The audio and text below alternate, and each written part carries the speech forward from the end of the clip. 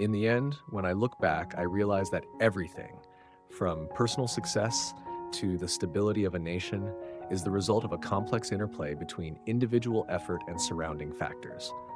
Understanding this not only deepens our appreciation for what we achieve, but also reminds us of our responsibility to the world, the responsibility to nurture connections, protect the environment, and share what we have with others. That is the true meaning of success and happiness. I once heard a great teacher share a story about a small seed buried deep in the soil. That seed, despite holding the potential to sprout and grow, still needed many conditions to survive. Without sunlight, rainwater, or the care of a farmer, could it ever become a strong, sturdy tree? That simple story carries a profound truth. Humans, like seeds, need the resonance of the world around them to grow and thrive. I remember a phase in my life when I was striving to build a stable career. I worked tirelessly, convinced that with enough effort I could overcome any obstacle. But then one day, I burned out. All my efforts suddenly felt meaningless when my health gave way. It was then I realized that no matter how talented or hardworking I was, I still depended on external conditions: health, a supportive work environment, my family's encouragement, and even a bit of luck. That lesson taught me to value the factors I had previously overlooked. The old saying about heavenly timing, earthly advantage, and harmonious relationships is not just a piece of advice, but a deep understanding of how the universe operates. I once witnessed a talented friend struggle because he lacked the right conditions. He was a gifted ceramic artist with skilled hands and a passionate heart. Yet, in his hometown, no one truly appreciated the products he created. Only when he decided to move to a city where people valued craftsmanship did his career flourish. It proved that individual talent needs the right environment to blossom. The phrase hit or miss that people often use actually holds some truth about how humans depend on external factors. I remember a conversation with a farmer who once said, "You know, farming isn't just about how much effort you put in. It also depends on nature. If the weather is favorable, the harvest will be good. If not, you just have to accept it." His words were not merely an acknowledgement of reality, but also a reflection of a serene attitude toward life. He didn't stubbornly try to control everything, but learned to adapt to what nature offered. Adapting to circumstances is not about resignation or giving up. It's about the skill to align oneself with the flow of life. I recall another friend of mine, a businessman, who once shared, "My greatest success wasn't in doing everything my way, but in knowing when to adjust myself to fit the situation." It's a profound lesson on how we can live harmoniously with the world around us. The essence of life lies in the constant interaction between us and our environment. When positive conditions disappear, we immediately feel the instability. Nature illustrates this vividly. In recent years, deforestation and environmental destruction have led to severe climate change. Storms, droughts, and natural disasters have increased, leaving millions of people in distress. No matter how capable humans may be, we cannot resist the forces of nature without learning to respect and protect it. A trip to see the cherry blossoms in Washington, D.C. reminded me of a simple yet profound principle. When we let go of expectations, we begin to truly appreciate the beauty of life. I once had a similar experience during a mountain hike with some friends. We set a goal to reach the summit to watch the sunrise, imagining the first rays of sunlight piercing through a sea of clouds. However, as we neared the top, we found ourselves enveloped in thick fog, unable to see anything. Some of us felt disappointed, blaming the weather and lamenting that all our efforts were wasted. But at that moment, a friend and I decided to sit down, brew some tea we had packed, and chat. In the cold of the mountains, surrounded by mist, that moment became one of my most cherished memories, not because of the scenery, but because of the sharing and the joy of letting go of expectations. The story of the cherry blossoms carries a similar lesson. The blossoms are beautiful, but what made the trip meaningful wasn't whether we got close to the lake or not. It was the spirit of enjoying what was already present.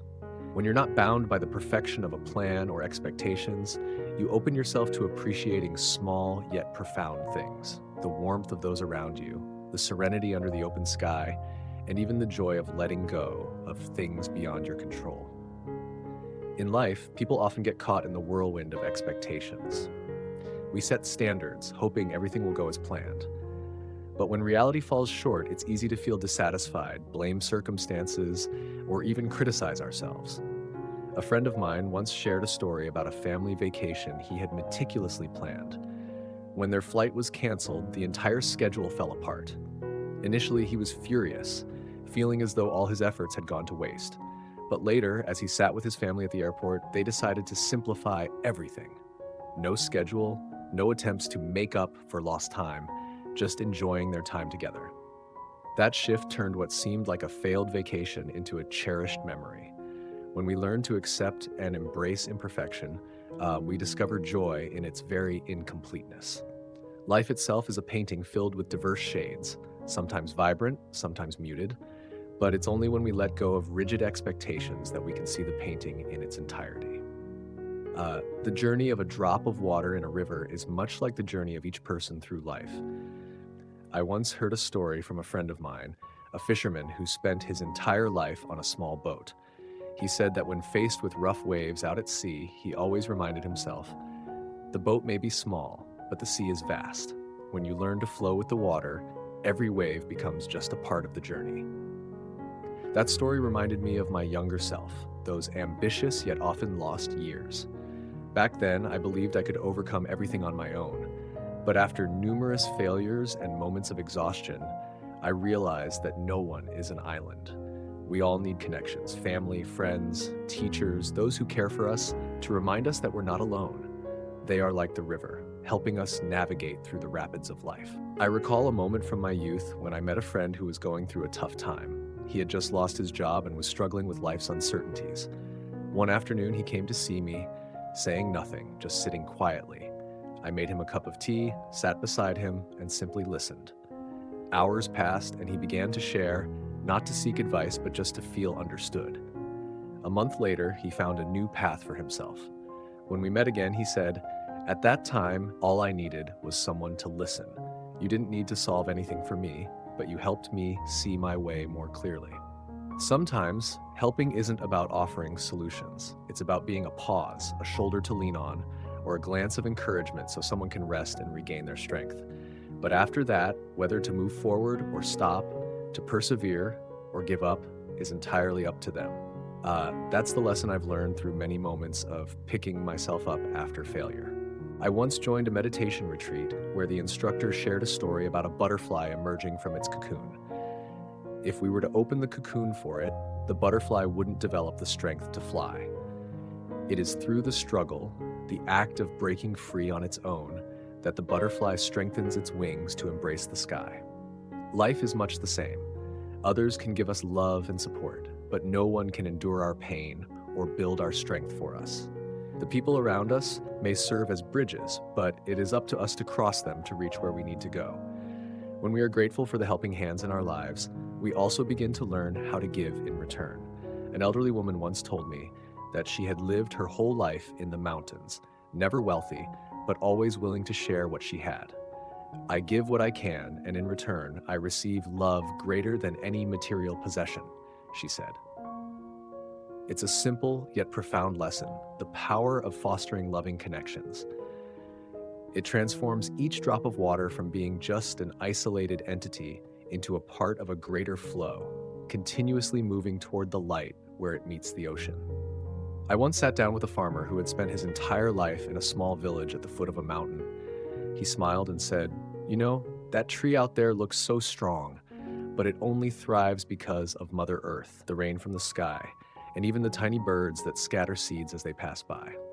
That statement made me reflect on myself and the connections that shape each person's life. Truly, none of us are entirely independent entities. From the smallest things like a morning cup of water or an evening meal, to our greatest achievements, the fingerprints of countless hands and hearts are all around us. Perhaps this is why a life devoid of love, in any form, feels empty and exhausting. I once met a man who had spent his youth pursuing a career. He told me that when he reached the pinnacle of his work, he had everything others dreamed of: a house, luxury cars, and a bank account brimming with wealth. Yet in his spacious home, every dinner was a solitary affair. One day, he realized that no matter how grand his accomplishments were, they couldn't fill the void in his heart. I had forgotten that what truly gives life meaning is connection, is love, he admitted. When we look deeply into ourselves, we recognize that every achievement is the result of love and support from others. Our hands, though seemingly our own, are in fact a legacy of our parents, ancestors, and the environment that has nurtured us. These hands are not just tools to earn a living, they lift others up, protect, and offer love. I remember one day as a young teacher, witnessing a small moment that left a lasting impression on me. One of my students was caring for a classmate with an injured leg.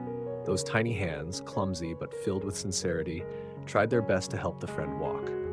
That image stayed with me, for it embodied the purity of love.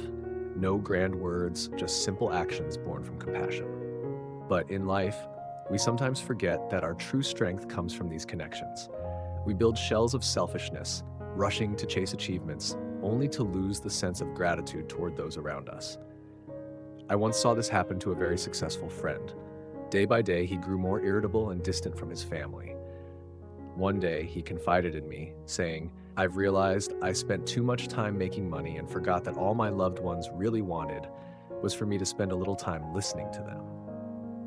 Awareness of love and connection not only makes life more meaningful, but also opens our eyes to appreciate the simple things in life.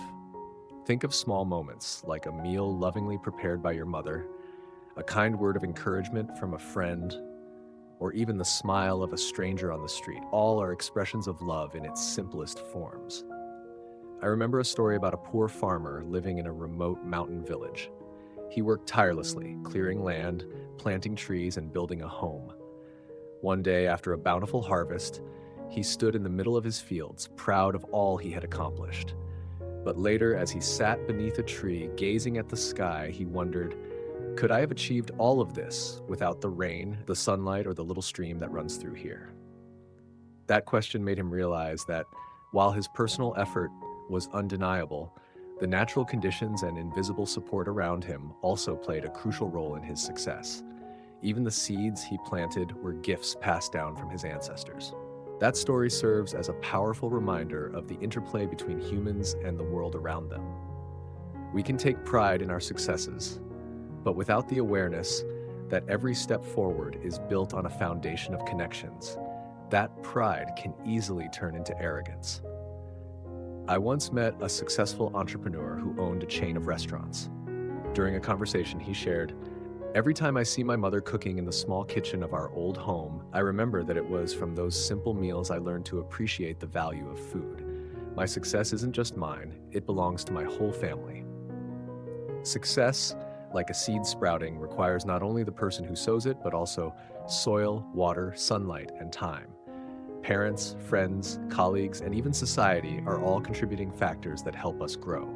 Even the opportunities we come across often arise from chance or conditions beyond our control. I recall seeing a friend of mine receive a major award in his field. He once told me, "My high school teacher gave me the first book I ever read about this subject. Without it, I'm not sure I would have chosen the right path." Looking at a broader perspective, even what we consider independent, like nations or economies, does not truly exist in isolation. A powerful country like the United States, with its formidable military and economy, still relies on a network of international relationships to maintain stability. I remember a diplomat once said, "No nation is an island. Every strength depends on the bridges that connect it." Trade wars and diplomatic crises are clear examples that no one, whether an individual or a country, can thrive without others. Even nature reminds us that human existence depends on the environment around us. I think about the times I've read news about floods, wildfires, or earthquakes, not just in the US, but across the globe, and it's clear how small humanity is in the face of nature's power. We may build great cities and magnificent structures, but a single storm or drought is enough to remind us that nature is neither something we can control nor something we should forget. There's a story about a friend who came to me during the most difficult time in his life. He had just lost his job and his family was going through a crisis, leaving him feeling as if every favorable condition had completely abandoned him. In his despair, he began praying every day, hoping for a miracle to solve all his problems. One day he told me, "I've been praying for weeks, but nothing has changed." I asked him, "So, during this time, what have you done to help yourself get through these difficulties?" He fell silent. After a moment, he replied, "I was just waiting." That response made me realize that many people like him often see prayer as a way to escape their own responsibilities. They believe that prayer can replace action, that some invisible force will come and rescue them. But prayer without accompanying effort is like standing under a barren tree waiting for ripe fruit to fall. I shared with him a story I had learned from a teacher. There was a man lost in the desert, dying of thirst. He prayed fervently for rain to save him, but hours passed and not a single drop fell. Then, in the distance, he spotted a well. Exhausted, he dragged himself toward it. When he arrived, he found the well was dry. However, next to it was a bucket and a note that read, "Dig a few meters deeper and water will surface." The man thought to himself, "If I dig, I might die of exhaustion before finding water. But if I don't, I will certainly die." So he decided to dig. After several hours, he struck an underground spring and saved his own life. Later, he reflected, "If I had just stood there praying, I would never have survived." This story underscores an important truth. Prayer may offer hope, but action delivers results.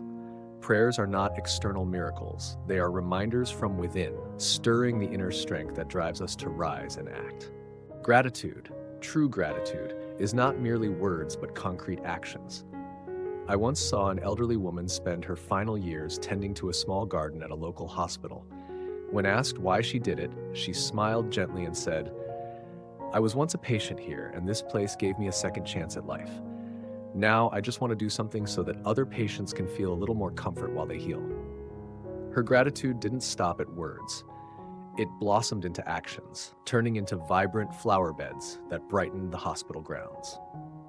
In Eastern cultures, like the Chinese concept of gratitude in the phrase 多谢, there's an emphasis on not just remembering kindness, but expressing it through tangible actions. When we recognize that every success, big or small, owes itself to the contributions of others and the surrounding conditions, we not only live more humbly, but also learn how to give back in meaningful ways.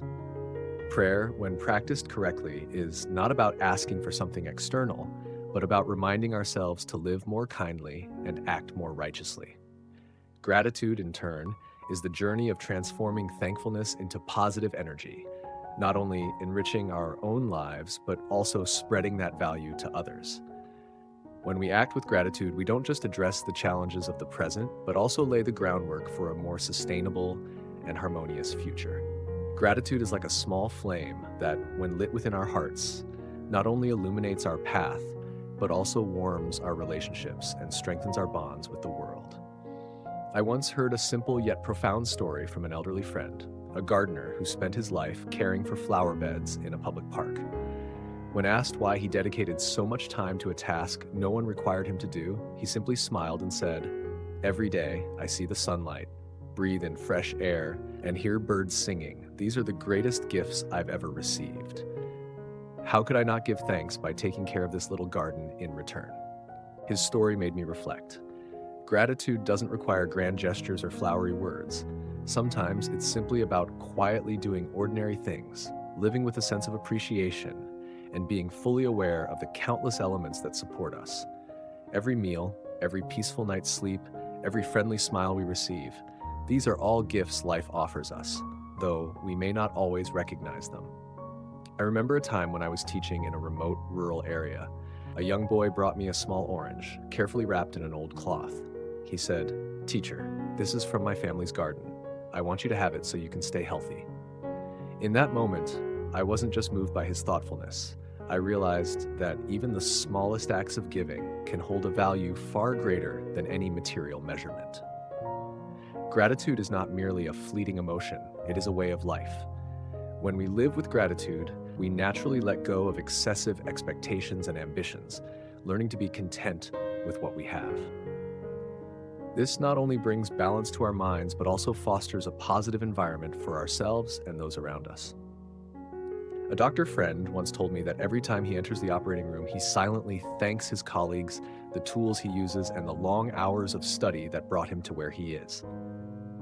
"It's this sense of gratitude," he said, that helps me remain calm and focused, even in the most challenging situations.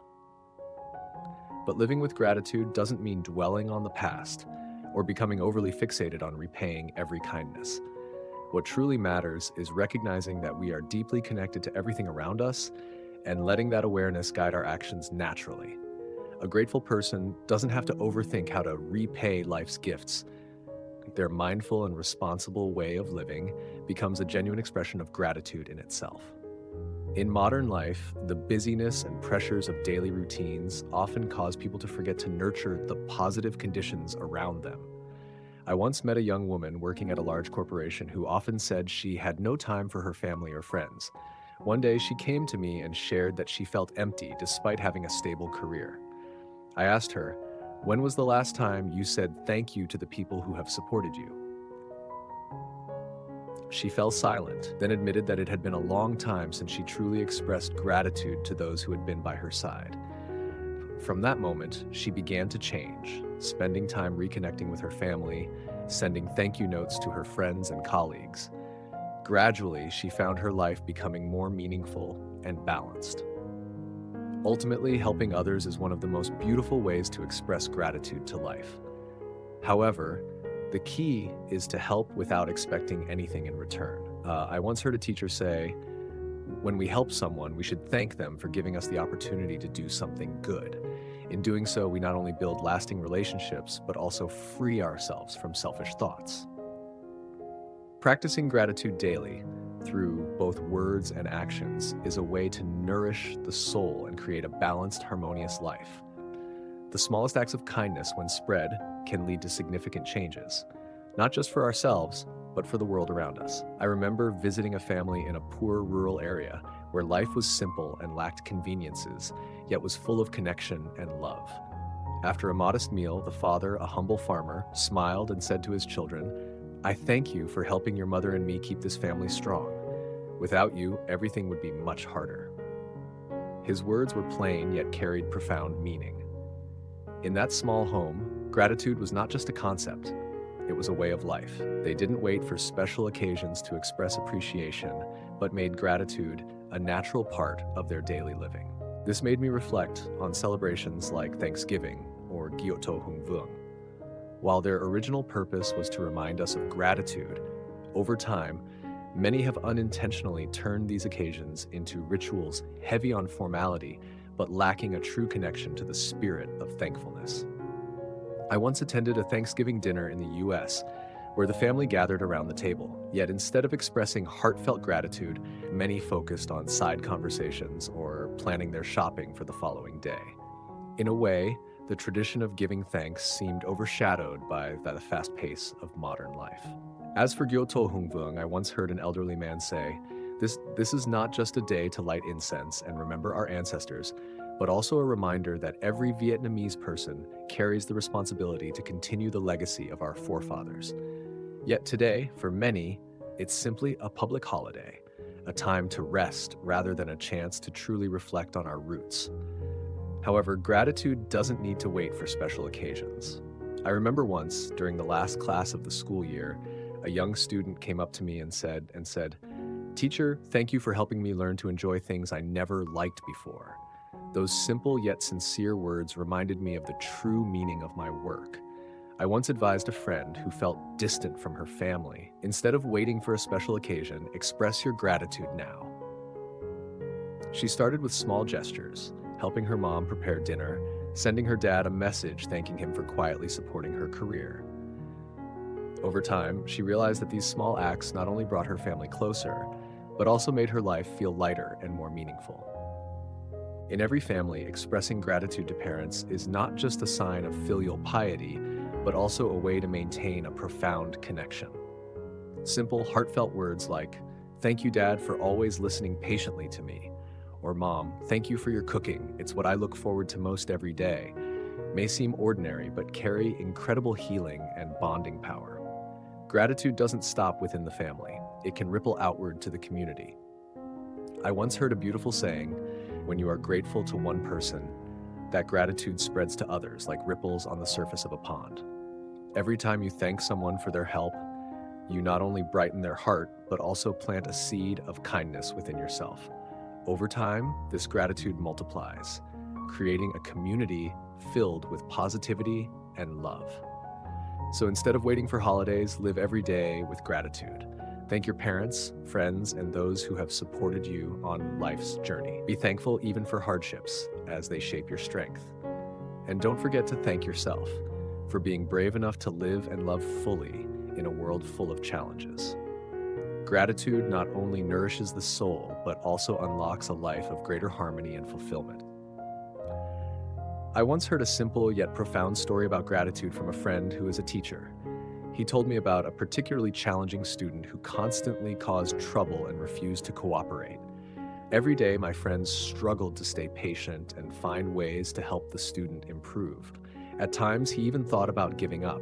But years later, at a reunion, that very student approached him, looked him in the eye, and said, "Teacher, thank you. It's because of your patience that I'm able to stand here today." That moment completely transformed how he viewed the challenges he had faced. He realized that sometimes the difficulties others bring into our lives help us grow, cultivating patience and inner strength. Thanking those who challenge us is not about saying they were right, but about acknowledging that they gave us an opportunity to discover our resilience in the face of adversity. This gratitude not only frees us from resentment, but also opens a new path for personal growth. As you said, gratitude doesn't need to wait for special occasions. I remember being a street sweeper who, despite her tough life, always smiled and thanked everyone who passed by. When I asked her why, she said, "I'm grateful for being able to work every day to meet different people. Even a simple good morning makes me feel less alone." Her gratitude was not just an expression of thanks to life, but also a way to connect with others, creating a more positive environment. Similarly, a smile, a kind word, or a single flower can be simple yet powerful ways to show gratitude. These small gestures not only bring joy to the recipient, but also warm the giver, filling them with a sense of purpose and connection. Occasions like Thanksgiving or a National Gratitude Day for Vietnam could serve as opportunities to heal misunderstandings and resolve conflicts. I once saw a family torn apart by years of miscommunication. During a family gathering, the eldest son stood up and expressed his gratitude to his parents and siblings, saying, "Thank you all for being here for me, even though I've made so many mistakes." Those few words, though brief, dissolved the distance between them, restoring a bond that no material wealth could ever replace.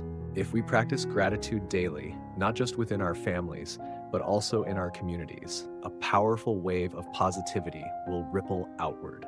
Imagine an evening with family, everyone gathered around the dinner table, sharing stories about the people who have helped them along life's journey. Those benefactors don't need to be present. Just speaking of them with heartfelt appreciation is enough to strengthen the invisible connections that bind us. Moments like these aren't just opportunities to express gratitude. They're ways for each person to understand one another better and deepen the bonds of affection. Gratitude is like deep roots, anchoring the tree of life, helping it stand firm against the fiercest winds. When we learn to value one another, selfishness gradually dissolves, making room for unity and collaboration. From there, each individual finds their place within a larger community, ready to contribute their best to society, their homeland, and the world. This is the foundation upon which a meaningful and sustainable life is built.